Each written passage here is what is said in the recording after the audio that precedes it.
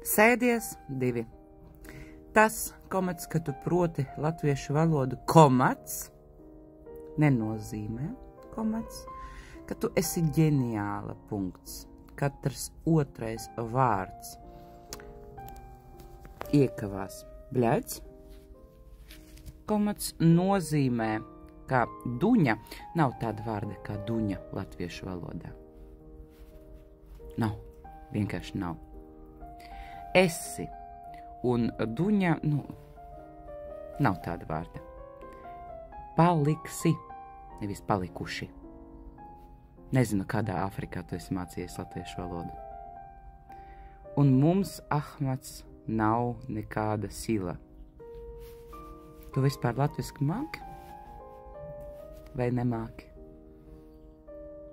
Un Krievija ar lielo burtu. Ir parašana spēks.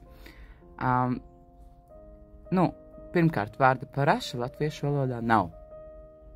Un ja tu gribētu pateikt, pat aizvietot to ar kaut kādu citu vārdu, ir nevis spēks, komats, bet gan tas, ko tu gribēji pateikt. Tik daudz, ko nozīmē, cik latvieši labi pārzina savu valsts valodu, par kuru skolā dabūjuši, kas mums tur bijis? Sešnieks, piecinieks ar mīnusu vai ar plusu?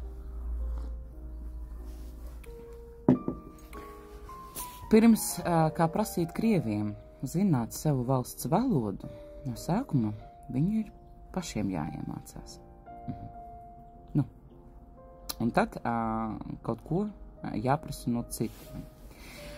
Bet, ja atļausiet man jums pieminēt, Latvija ir Eiropas Savienībā. Un Eiropas Savienībā, nekur Eiropas Savienībā nav likuma, kurš teiktu, ka vienā valstī var būt tikai viena valoda.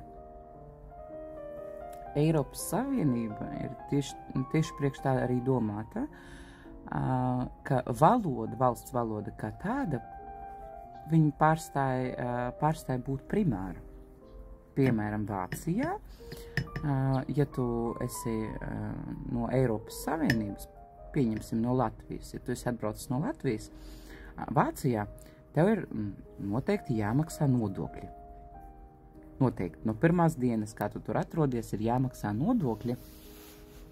12 mēneši ir jāstrādā bez pauzes, lai tu varētu vismaz dabūt kaut kādu sociālo naudu, bet pa likumam nav jāzina vācu valoda.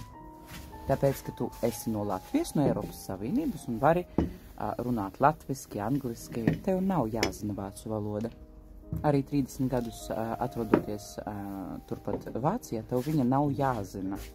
Nav rakstīts tāds likums. Tāpēc, ka tā ir Eiropas Savienība.